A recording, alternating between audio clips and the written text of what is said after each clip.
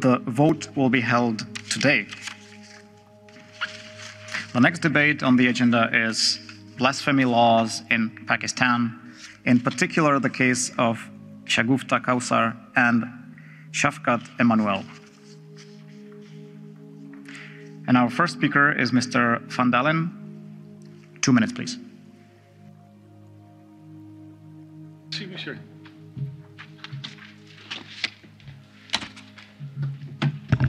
Collega's, kijkt u even goed naar deze foto. Ik zal hem even... Excuse me. Could you please take the sign down? If you could please. Well, it is not completely in line with the rules. Oh, I need to say. It's not in line with the rules, but this is the couple we are dealing with today. And Mr. President, ik heb gevraagd dat u even goed naar deze foto kijkt, omdat het gaat over deze mensen. Dit echtpaar, daar gaat het over. Die zitten gevangen in Pakistan. Deze mensen. En ik heb u de foto laten zien. Ze zijn opgepakt. En ze zitten sinds 2013 in de gevangenis. En in 2014 hebben ze de doodstraf gekregen. Dit christelijke echtpaar. En ze zijn ervan beschuldigd dat ze tekstberichten in het Engels hebben doorgestuurd via een telefoon naar een aantal mensen. Blasfemische berichten. Ze kunnen nauwelijks hun eigen taal, het Urdu, spreken. Maar dit is wel gebeurd. Ter dood veroordeeld nu. En ze wachten nu op hoger beroep. En hun zaak op hoger beroep is al talloze malen uitgesteld in Lahore. En dat komt waarschijnlijk omdat islamitische extremisten de rechters onder druk hebben gezet. En ik wil hier ook speciaal dank betuigen aan hun advocaat, Saif ul-Malouk. Hij verdedigt dit echtpaar, zoals hij ook al eerder met succes Asia Bibi heeft verdedigd, die inmiddels vrij is. En ik denk tegelijkertijd niet alleen aan dit echtpaar, maar ook, voorzitter, aan de vele, mogelijk honderden andere gelovigen die vastzitten vanwege blasfemie in Pakistan. Denk aan Ahmadis, aan Shia-moslims, denk aan Sikhs, denk aan Hindoes. Tallozen die vanwege die ellendige blasfemiewetgeving vastzitten. En ik ben erg blij dat eigenlijk alle politieke fracties een krachtige gezamenlijke resolutie hebben gemaakt over deze kwestie. En vooral om de Europese Commissie te vragen om de GSP Plus handelsbetrekking met Pakistan te herzien. Want Pakistan heeft heel veel voordelen en die moeten nu eens een keer goed kritisch worden bekeken. Dat staat ook in deze resolutie, meneer de commissaris. Dank u wel. Thank you, Mr. Van Dalen. I'm sorry for forcing you to take the picture down, but also we need to respect the rules regardless of how emotional the topic is. Our next speaker is Mrs. Insir. 1 minute and a half, please. Dear colleagues, let us be clear. Blasphemy laws are relics from a medieval past and have no place in our modern world. These laws are way too often misused to settle personal scores with devastating consequences for those who are accused. In Pakistan today, through its blasphemy laws and potential consequences of speaking out or just being misunderstood is leading to capital punishment. This is outrageous. This is almost too horrific to contemplate and goes against several of fundamental human rights. The case of Shagufta, Kausar and Shafkat Emmanuel are examples of the horrific consequences. The SND fully denounced both blasphemy laws and, of course, capital punishment, as this chamber have stated before, and I am glad that we included such writings in this resolution today. As the SND negotiator, I wanted to take the also possibility to thank my co-negotiator across the parties for the very constructive negotiations yesterday. We in SND are also satisfied with this report today, and we have managed to highlight the abolishment of death penalty, the call on the repeal of blasphemy laws, the broader consequence for these kind of laws for minorities, women, the poor, and other groups, as well as for civil society organizations, including journalists and human rights defenders. I finally want to emphasize the importance of interfaith dialogue in Pakistan and the announcing of the demonstrations and attacks against our member state, France. Thank you.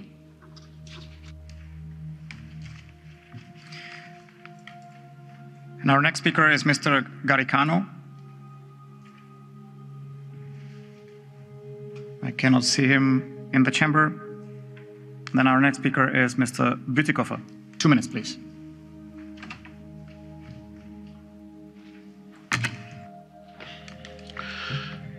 Thank you, President, Mr. Commissioner, colleagues.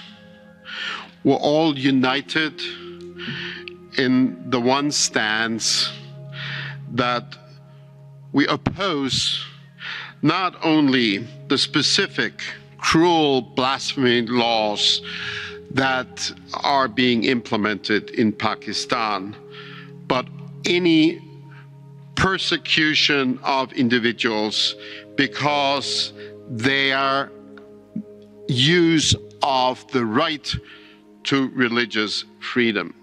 In this particular case, we're talking about a Christian couple that is under the threat of the death penalty. But as Mr. Van Dalen has pointed out in his words, the same terrible laws have been putting many other people, many other citizens belonging to different creeds and faiths also in prison. And we could be talking about other individuals just the same. We're not making a distinction there. We support wholeheartedly the religious freedom, including the freedom not to profess a religion. And we should indeed support, as the colleague has just said, interfaith dialogue also in our own home countries to give a positive example of how to deal with religious differences without allowing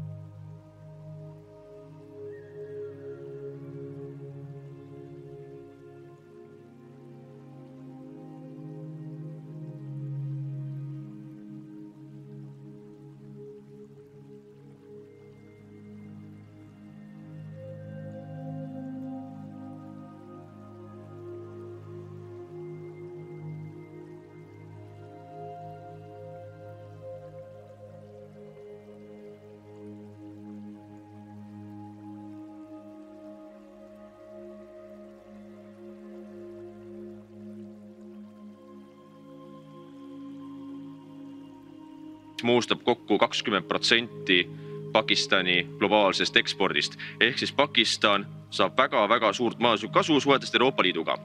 Ja kui nüüd küsimus on selles, et kui me tahame kõiki neid väärtusi edendada, kaitsta inimõigusi, usuvabadust, siis see kõik on ilus ja tore.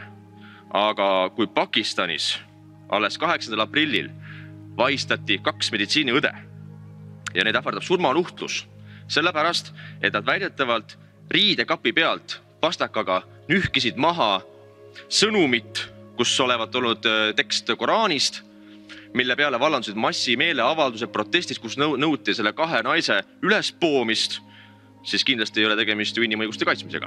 Arvestades fakti, et kristlasi on Pakistanis ainult 1,5%, ehk nad on vähemus, keda on pidevalt taga kiusatud.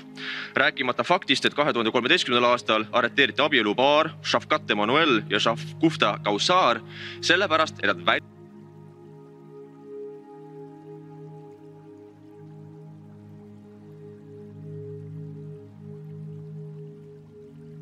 ootavad surmanuhtluse täideviimist. Nüüd on küsimus selles, kuidas Euroopa Komisjon koos välisagentuuriga tõesti kavatseb kaitsta kõikide vähemuste õigusi, isegi kui nad on kristlased, keda me peame eriliselt kaitsma just nimelt sellises riigis nagu Pakistan. Aitäh!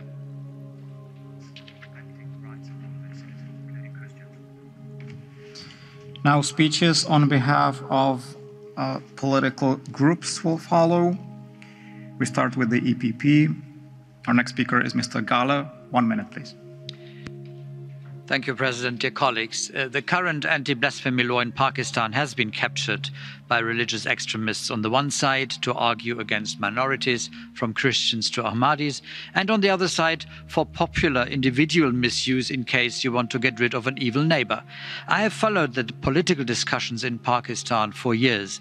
We are not in a situation where successive governments from General Musharraf to Imran Khan would have actively instigated people to denounce alleged perpetrators.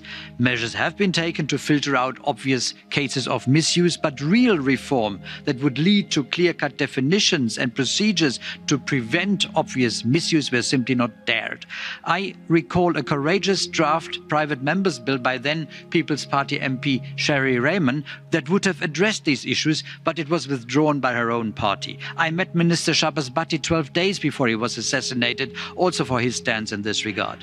Victims of such allegations are sitting in prison for years until they are finally acquitted. Fortunately, nobody has been executed thus far. My appeal to Pakistani policymakers: be courageous, redraft this law, do protect religion, but more against your own extremists than against innocent neighbors, be they Christians, Hindus or Muslims. Thank you.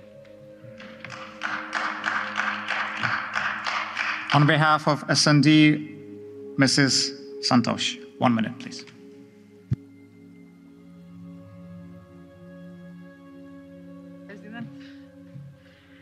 As chamadas leis da blasfémia comportam nível de intolerância e desrespeito pela liberdade de expressão, crença e pensamento chocante.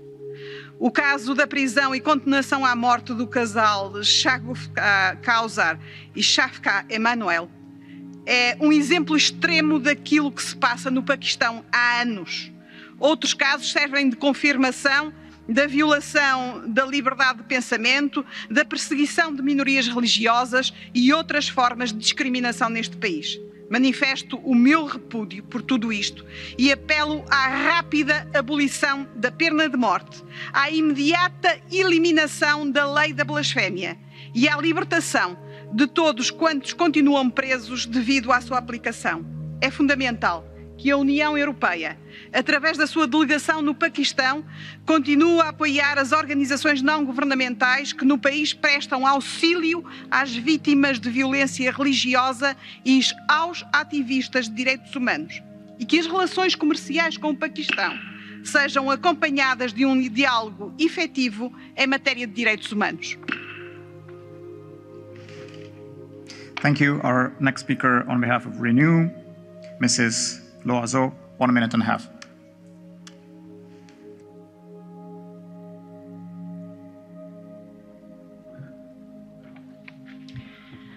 Merci, Monsieur le Président. Au Pakistan, depuis trop longtemps, la haine a un visage. celui des extrémistes religieux qui brandissent l'accusation de blasphème contre tous ceux qui ne partagent pas leur triste vision du monde. Depuis quelques mois, cette haine a une cible, la France, parce que mon pays a le courage de défendre la liberté, celle de croire ou de ne pas croire, de même que la liberté d'expression. Cette haine rend aveugle aux tragédies répétées des attentats terroristes dont mon pays est victime. Cette haine est allée si loin qu'il a fallu recommander aux Français qui vivent au Pakistan de quitter le pays. On attend des autorités pakistanaises qu'elles tiennent bon, qu'elles se dressent contre la haine au lieu de l'attiser ou de proférer des mensonges, qu'elles protègent des citoyens européens dont le seul crime est de venir d'un pays, le pays des Lumières, qui, lui, tiendra bon, continuera de lutter contre l'obscurantisme et pour la défense de nos valeurs européennes. On l'attend des autorités pakistanaises, mais combien de temps encore faudra-t-il attendre? On behalf of ID, Mr. Koos, 1 minute and a half.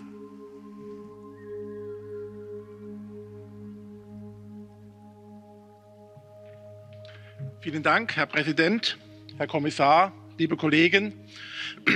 Ich verurteile die Blasphemiegesetze in Pakistan aufs Schärfste, so wie ich sie in jedem Land verurteilen würde, das solche Fragen per Gesetz regelt.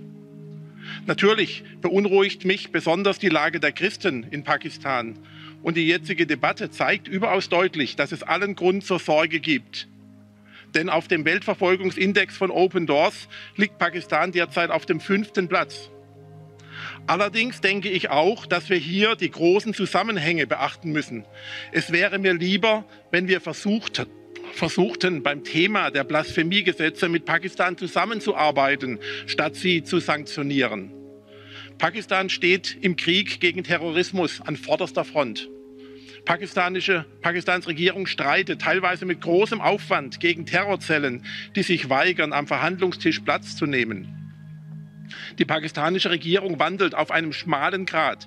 Sie muss ihre Staatsführung mit der Macht des islamischen Establishments ausbalancieren. Und dieser Balanceakt ist der Kern des Problems. Die Bildung wurde de facto an das islamische Establishment ausgelagert und die hieraus resultierende Indoktrinierung hat die Blasphemiegesetze erstarken lassen. Die Lösung dieser Problematik liegt in einer konsequenten Trennung von Religion und Staat. Auch wenn dies in der islamischen Welt schwierig ist, müssen wir von der EU jene Politik machen, die säkulare Kräfte in Pakistan stärkt. Vielen Dank für Ihre Aufmerksamkeit. Mrs. Kanko, on behalf of ECR, 1 minute, please.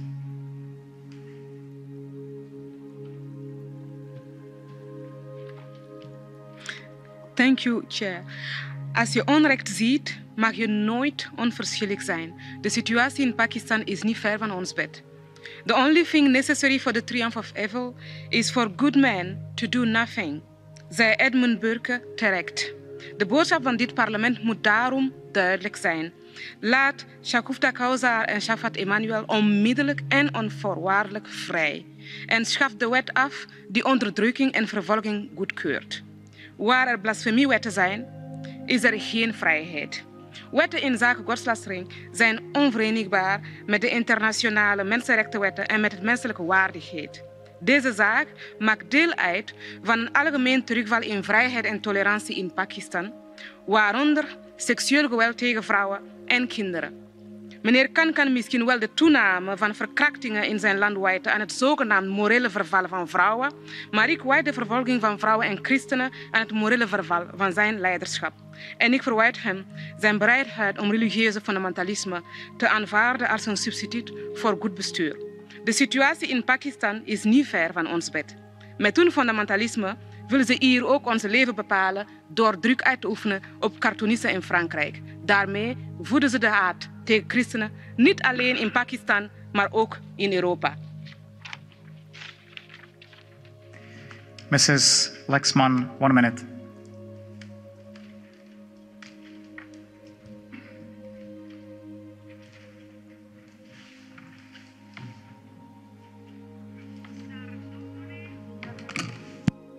kolegovia, aj tento prípad použitia tzv. Zákonov o rúhaní všetkých hlboko znepokojil. Shugafta Kausar a Shafkat Emanuel musia byť okamžite prepustení. Žiaľ, sloboda náboženského vyznania alebo presvedčenia je vo svete aj naďalej obmedzovaná a potláčaná. Kresťania sú v mnohých krajinách sveta prenasledovaní. Čínska komunistická strana pácha genocídu na moslimskom obyvateľstve a ničí modlitebné miesta. Islamskí fundamentalisti vraždia ľudí všetkých vierovyznaní. Podľa najnovšej správy nadácie ACN až 5,2 miliard ľudí žije v krajine, ktorá porušuje slobodu náboženského vyznania. Toto všetko sú dôvody, prečo je nevyhnutné, aby Európska komisia konečne vymenovala nového osobitného vyslanca EÚ pre podporu slobody náboženstva alebo viery, na čom napokon už tu v Európskom parlamente dlhodobo tlačíme. Pripomínam, že vedúce postavenie EÚ v obrane slobody náboženského vyznania je zásadné pre riešenie mnohých naliehavých výziev, ktorým dnes čelíme. Ďakujem. Mrs. Sardone, 1 minute, please.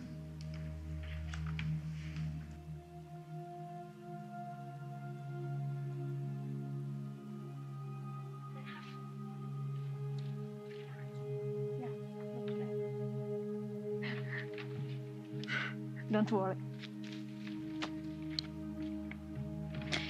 Siamo qui a parlare di una coppia pakistana e cristiana condannata a morte con l'accusa di blasfemia nel 2014.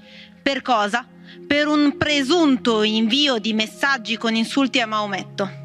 Da 7 anni sono in carcere, separati tra di loro, lontani dalle famiglie, con lui malato e costretto a non avere cure.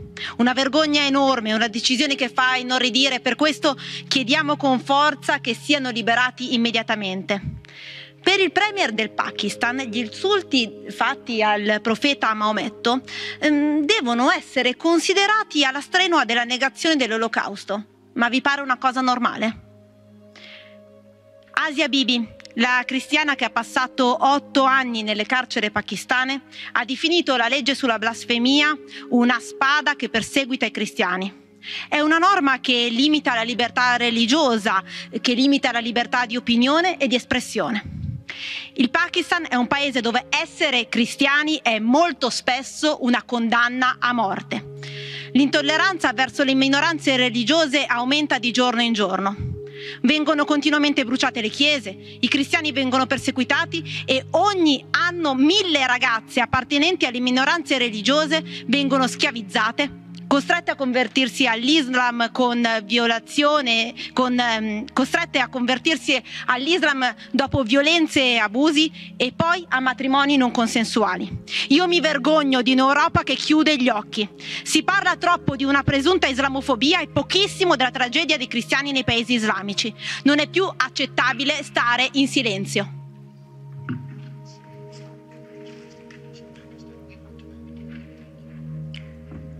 Our next speaker is Mr. Rausen. 1 minute, please.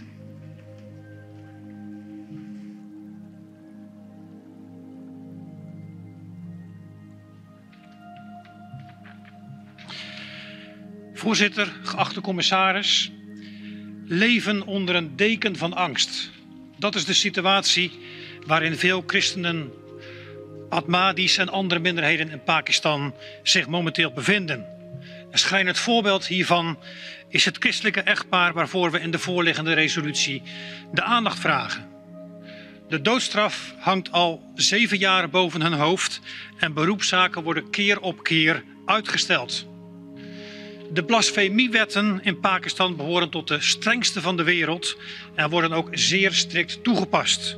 Vaak op basis van valse getuigenverklaringen en met onvoldoende bewijslast. Christelijke meisjes worden ontvoerd en verkracht en gedwongen met hun aanvallers te trouwen en zich tot de islam te bekeren. Kortom, voorzitter, de situatie in Pakistan is bijzonder ernstig. Ik vraag dan ook de externe dienst en de commissie om alle instrumenten waarover ze beschikt in te zetten. Zo kunnen we de religieuze gemeenschappen in Pakistan helpen en de regering onder druk zetten om zich in te zetten voor de bescherming van religieuze minderheden. Dank u wel. Mr. Rivière, 1 minute and a half, please.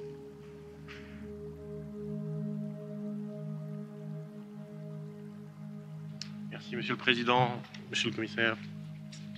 Les cas personnels de Shagufta Kaussar et Shafkat Emmanuel qui nous émeuvent aujourd'hui doivent nous éclairer sur le calvaire quotidien de nombreux chrétiens d'Orient. Après eux, après Asia Bibi, combien d'autres chrétiens seront les victimes de l'application de la charia à Islamabad? L'ONG SOS Chrétiens d'Orient recense plus de 220 chrétiens victimes de la loi contre le blasphème en vigueur depuis 1986 au Pakistan. Depuis 1990, plus d'une vingtaine de chrétiens ont été lynchés purement et simplement par des foules en fureur. Notre vieille Europe chrétienne s'honore à défendre nos frères d'Orient contre ces attaques. Ce faisant, elle se défend elle-même contre cet obscurantisme qui gagne aussi nos nations. Oui, les nations européennes et notamment la France ont une voix à porter en Orient et dans le monde pour la défense des chrétiens. C'est parce qu'elle est perçue comme une nation assurant la liberté de culte et la tolérance que la semaine dernière, de graves violences ont éclaté à Islamabad visant l'ambassade de France et que notre ambassadeur a dû appeler les ressortissants français à quitter le Pakistan.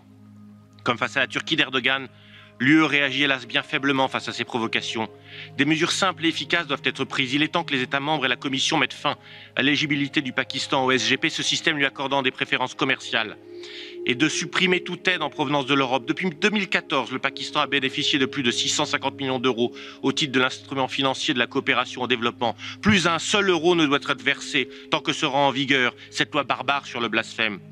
Les valeurs communes que nous défendons dans nos pays et ici, au Parlement européen, ne peuvent se contenter de paroles.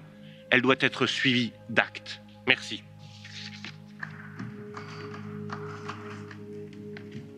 Mr. Poremba, 1 minute, please.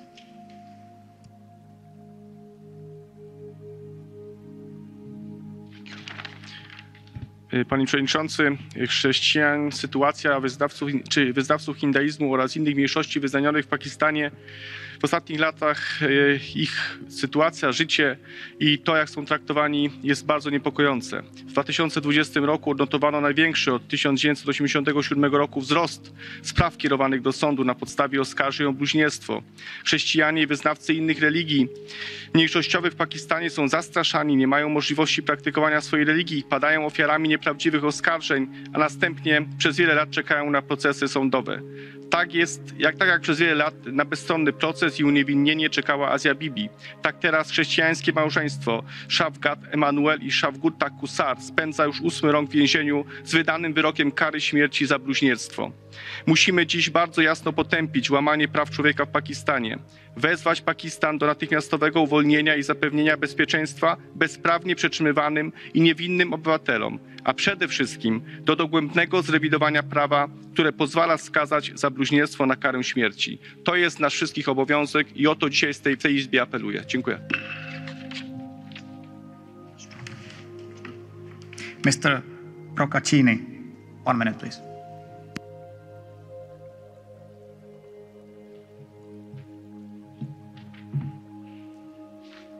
Grazie Presidente. Due coniugi cristiani, Shagufta e Shafkat, tra l'altro analfabeti, sono stati condannati a morte per aver inviato un SMS telefonico. Pochi giorni fa 2 infermiere cristiane sono state accusate di blasfemia per aver rimosso un adesivo contenente una citazione del Corano dal loro armadietto presso l'ospedale di Faisalabad. Potrei citare tanti altri casi simili. Eppure è musulmana la maggior parte delle persone incarcerate, talvolta a vita, per violazione della legge sulla blasfemia in Pakistan.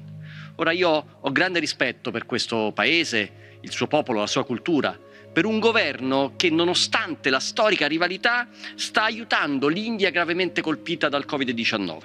Ma come presidente della delegazione per i rapporti con il Sud Asia io chiedo una revisione di questa legge affinché non venga utilizzata come uno strumento per l'intolleranza religiosa, il fanatismo, la prevaricazione dei diritti umani. Grazie.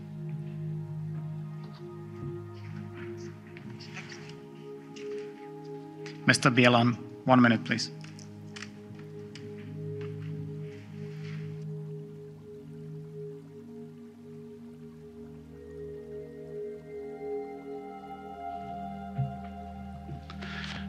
Thank you, Mr. President. According to various human rights reports, blasphemy laws in Pakistan are often exploited to settle personal rivalries or to persecute religious minorities, especially Christians. Pakistan's Center for Social Justice stated that 2020 marked the highest number of accusations under blasphemous laws. Many of these accused people have been murdered before their trials were over. I believe that through these laws, Pakistan is actively limiting freedom of expression, of religion and of belief. Therefore, I'm asking the Pakistani authorities to stop these infamous acts, revise the blasphemous law, and above all, ensure lasting security for all citizens of the country. I call on the government to immediately and unconditionally release the Christian couple from the detention. Finally, I urge the EU and the other relevant external action bodies to address human rights and freedom of speech concerns with Pakistani authorities. Thank you. Mrs. Kempa, 1 minute, please.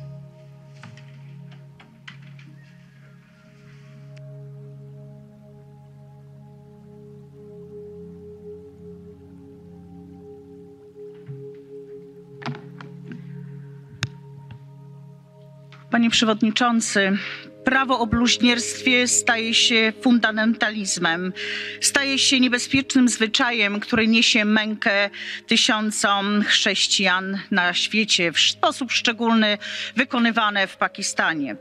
Mamy do czynienia z ewidentną chrystianofobią, dlatego dzisiaj trzeba nam zawołać o uwolnienie więźniów za wiarę. Chcę, aby ta debata również była jednym wielkim przesłaniem do chrześcijan, że nie zostają sami, że o nich pamiętamy, że się modlimy, że też niesiemy pomoc i staramy się nieść poprzez struktury kościelne, za co chcę podziękować organizacjom pozarządowym, takim jak Pomoc Kościołowi w Potrzebie, Caritas, czy też podziękować Węgrom za to, co robią. Mają specjalnego sekretarza stanu do spraw obrony chrześcijan. To jest wielka sprawa, ale co robi Unia? Dzisiaj trzeba nam się zastanowić, co możemy zrobić, żeby to drakońskie prawo Pakistan natychmiast zniósł. Mamy instrumenty, mamy bardzo dużo instrumentów, przede wszystkim instrumentów ekonomicznych i trzeba to bezwzględnie w obronie chrześcijan, w obronie mniejszości religijnych zastosować. I dlatego chcę powiedzieć, że ta debata jest tak ważna, ponieważ powinna się rozciągać również na inne kraje. Mamy do czynienia z chrystianofobią również w Europie. W tej Europie, szczególnie we Francji, w ostatnich kilku miesiącach ponad 200 ataków na kościoły. To jest coś, co jest nie do przyjęcia. Dlatego musimy stanąć i na gruncie wartości chrześcijańskich, na których powstała Europa, chcemy się temu przeciwstawić. Dziękuję bardzo. Mrs. Klotz, 1 minute, please.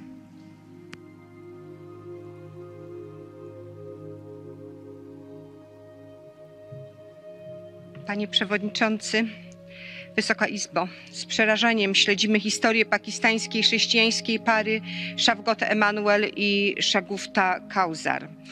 Ci ubodzy, niepiśmienni rodzice 4 dzieci, których ojciec jest kaleką i porusza się na wózku inwalidzkim, zostali oskarżeni o bluźnierstwo. Jest to okrutne prawo, dające muzułmańskiej większości narzędzie do kontroli i trzymanie w strachu całego społeczeństwa. Na mocy tego samego zarzutu o bluźnierstwie Asia Bibi była przetrzymywana w więzieniu przez wiele lat. W Pakistanie jest wiele innych osób, które zostały oskarżone o bluźnierstwo i trafiły do więzienia. Historia tej pary nie powinna się skończyć na kilku przemówieniach w ich obronie w tej Izbie. Pamiętajmy, że Unia Europejska jest najważniejszym partnerem handlowym Pakistanu. Pakistan korzysta z zerowej stawki celnej na 2/3 wszystkich produktów przywożonych do Unii Europejskiej. Również w ramach GSP+ Pakistan musi skutecznie wdrożyć 27 podstawowych konwencji międzynarodowych dotyczących praw człowieka i praw pracowniczych. Unia ma więc możliwości na wywieranie nacisku i powinna z niego korzystać, gdy chrześcijanie i inne mniejszości religijne są prześladowane i mordowane z powodu swojej wiary. Dziękuję. Now I give the floor to Commissioner Varhey. Mr. Commissioner, the floor is yours.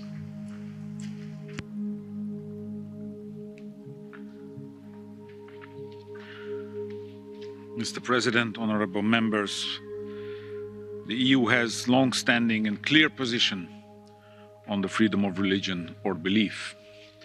It remains a key priority on human rights, in line with the EU Action Plan on Human Rights and Democracy 2020-2024. Pakistan's blasphemy laws carry very harsh sentences, including the death penalty, which the EU strongly opposes under any circumstances. They are often misused to silence opponents and their defenders and to discriminate against religious minorities, with severe negative effects on the rights to freedom of expression and freedom of religion or belief. Ahmadi Muslims are probably the most at risk. The HRVP, Joseph Borrell, reiterated the EU's concerns regarding the application of the death penalty and the misuse of blasphemy legislation during the last EU-Pakistan strategic dialogue with Foreign Minister Qureshi. The tragic cases of individuals on death row because of blasphemy accusations also point to the structural weaknesses of the Pakistani judicial system and the unequal access to justice. In Pakistan, the EU is strongly engaged in promoting and protecting human rights.